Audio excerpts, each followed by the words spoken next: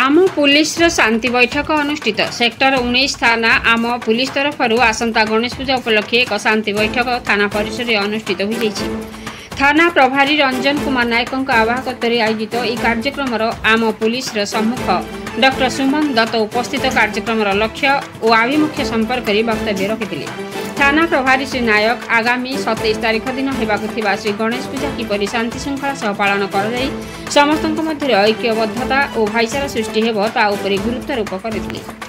सेहीपुरी पूजा करुवा मंडपगुड़ी को राति 10टा पर माइक न बजाइबा भक्ति भाव पूजा पालन करने असामाजिक तत्वों संपर्क में पुलिस को सूचना देवा आदि उपरे गुरुत्वारोप करथिले। यह कार्यक्रम में आम पुलिस सदस्य कुंज बिहारी राउत, संतोष स्वाई, गणेश जयसिंह, संग्राम केशरी महांती, शर्मिला दत्त, चंद्रमणि साहू, संजय रजाक, रमेश राय और थाना पक्षर sub inspector Rajesh Kumar Behera, ASI Manoranjan Parida, Sanjeev भंज, बेंडी Kandulna, आरती नायक प्रमुख सहयोग करथिले। शेष में श्री दत्त धन्यवाद अर्पण करथिले।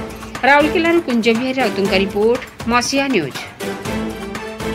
सर आज जो आम पुलिस कार्यक्रम से संपर्क पदे आसंता 27 तारीख गणेश चतुर्थी पड़ुवर सेक्टर 19 थानार आईआईसी श्री रंजन कुमार नायक गोटे शांति कमिटी बैठक डाकी जो आम पुलिस सदस्य मैंने अच्छा विभिन्न गणेश पूजा कमिटी सहित अन्य पूजा कमिटी सदस्य मैंने अच्छा आगामी गणेश पूजा केमिति सेक्टर 19 थाना अंचल शांति श्रृंखला सहित सौहार्दपूर्ण वातावरण भितर केमिति सुरक्षित पालित हम से विषय सविशेष आलोचना है एवं आईआईसी श्रीयुक्त नायक ए विषय गुरुत्व आरोप करते जे राति 10टा पर जमी माइक बाजिब ना एवं नियम अनुसार से सब पूजा पालन करेंगे। धन्यवाद धन्यवाद सर।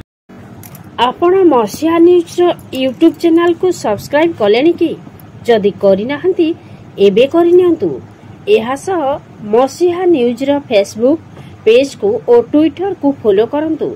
ता सह मसीहा न्यूज रो ऐप आसी गलानी निज मोबाइल रो प्ले स्टोर रो डाउनलोड करनियंतु।